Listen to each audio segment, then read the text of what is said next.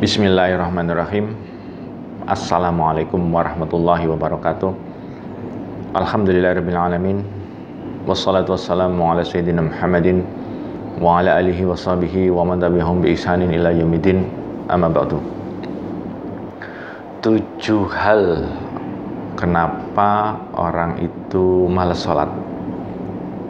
Ini ya, ada 7. Ini yang bisa kami berikan 7. Kenapa sih orang malas sholat, atau kita lah ya, kenapa sih kita malas sholat? 1, belum beriman kepada yang gaib. Surat Al-Baqarah ya, a'udzubillahi minasyaitonirrajim. Alladzina yu'minuna bil ghaib. Orang-orang yang beriman kepada yang gaib. Selanjutnya apa? Wa yuqimunas shalah, mendirikan sholat. Jadi kalau belum ada keimanan kepada yang gaib, ya sholat berat, sholat tak bisa. Atau kalaupun sholat, ya sholatnya malas, karena iman belum masuk, iman pada yang gaib belum masuk. Dan ini untuk mengoreksi diri kita maupun anak-anak kita loh ya. Semakin kuat keimanan kita kepada yang gaib, ya semakin kuat ibadah kita kepada Allah. Sholatnya juga bagus. Tapi semakin lemah keimanan pada yang gaib, ya semakin lemah. Yang gaib ya yang nggak bisa diindra. Allah Subhanahu wa Ta'ala, malaikat, kemudian surga, neraka, kehidupan akhirat. Jadi kalau kita kuat keimanannya pada yang gaib, insya Allah sholatnya juga bagus, sholatnya juga kuat.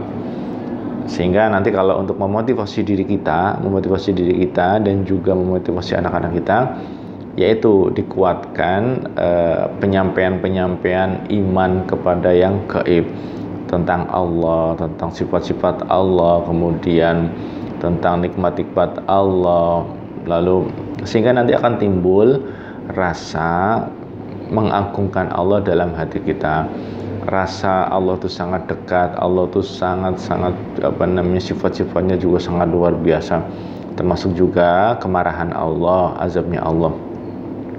Kalau di situ kita kuat ya, insya Allah sholat juga akan bagus. Juga keimanan pada siksa kubur ya, kemudian peristiwa-peristiwa yang terjadi di alam kubur. Kan itu sesuatu yang belum bisa kita lihat. Kalau itu dikuatkan, diulang-ulang, diceritakan untuk diri kita dan juga anak-anak kita, insya Allah juga itu akan meningkatkan motivasi. Juga nanti peristiwa-peristiwa yang terjadi di hari kiamat dan setelah hari kiamat diulang-ulang, insya Allah nanti akan meningkatkan ghirah atau semangat kita dan anak-anak kita dalam mendirikan sholat.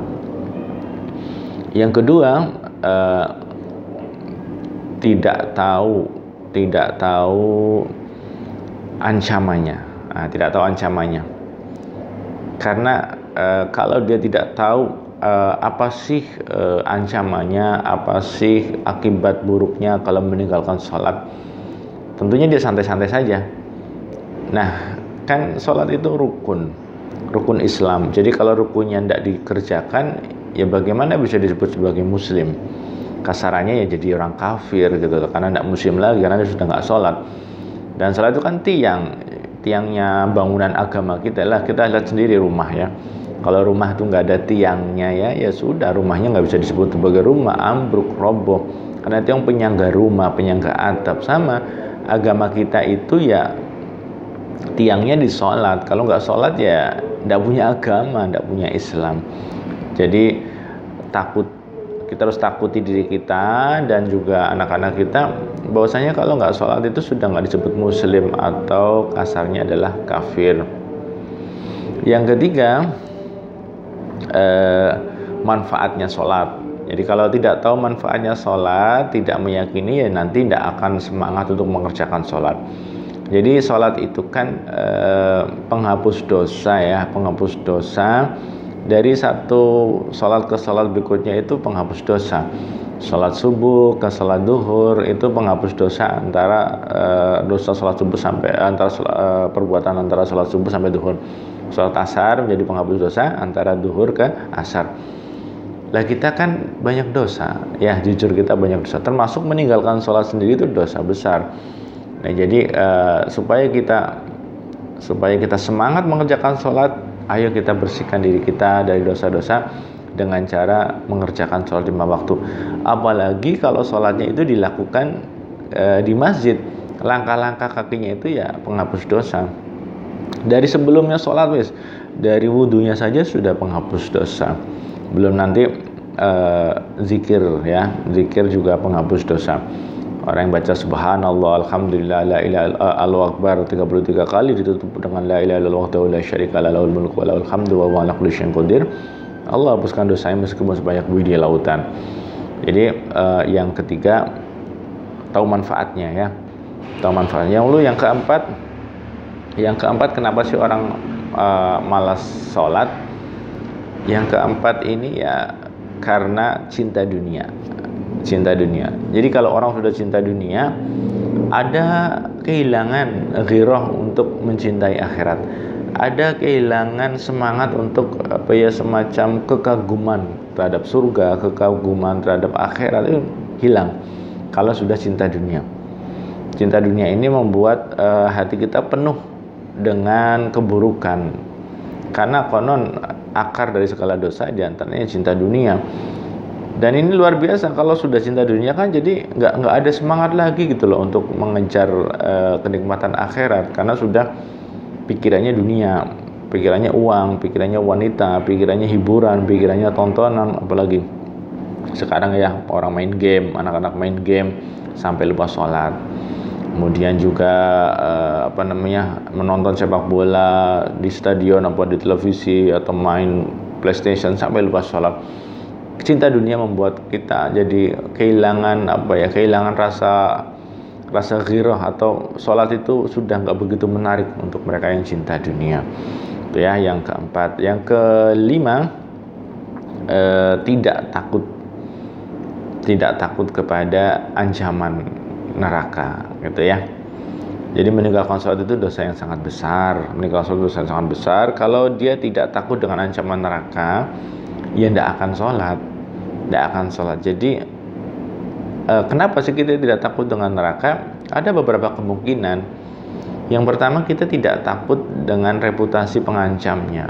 Ya Allah itu kita nggak tahu reputasi Allah dalam mengazab itu ya. Misalkan kita takut dengan seorang pembunuh dan dia punya reputasi membunuh. Kalau dia mengancam, kita takut karena dia punya sejarah membunuh yang sangat banyak. Sama kalau kita tidak takut dengan neraka, ada kemungkinan ini tidak takut dengan Allah, dan tidak takut dengan ancaman Allah, tidak yakin dengan reputasi Allah, bahkan tidak yakin Allah itu ada. Nah, itu kan gawat sekali. Jadi kalau kita tidak ada rasa takut dengan ancaman dibakar dengan api neraka, belum lagi siksa kuburnya, itu tidak akan tergerak untuk melakukan sholat. Karena orang itu bergerak melakukan sesuatu karena membutuhkan atau karena terancam gitu ya, baru dia bergerak. Lalu yang keenam, tidak cinta kepada Allah. Nah ini mungkin sholat ya, mungkin jalan sholat, tapi berat hati dan ogah yang malas-malasan, berdirinya juga malas, wudunya juga malas, karena nggak ada cinta. Kalau orang sudah pakai cinta, pakai perasaan cinta, ya semuanya semangat.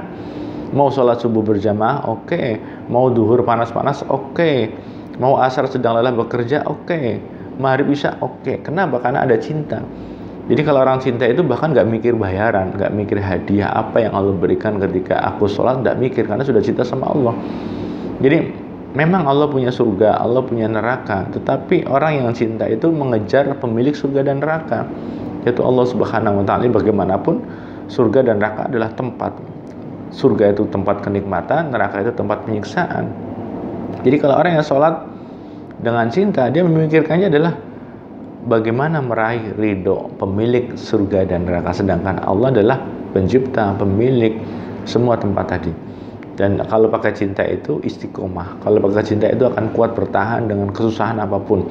Jadi mau ada sakit lah, mau dalam perjalanan lah, mau kemudian sakit gigi, sakit kepala, atau apapun hujan-hujan yang melanda, banyak masalah, banyak problema, ya tetap sholat karena sudah terlanjur jatuh cinta kepada Allah Subhanahu wa Ta'ala.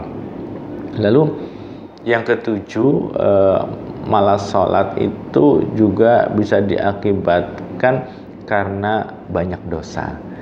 Karena dosa itu kan mengurangi iman ya. Dosa itu menggerus iman, maksiat itu menggerus iman.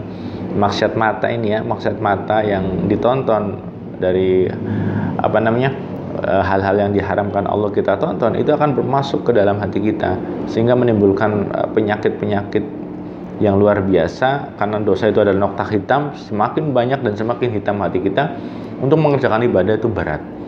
Jadi obatnya ya bertobat, tinggalkan dosa maksiat, tinggalkan dosa maksiat-maksiat, nanti insya Allah akan mudah untuk sholat.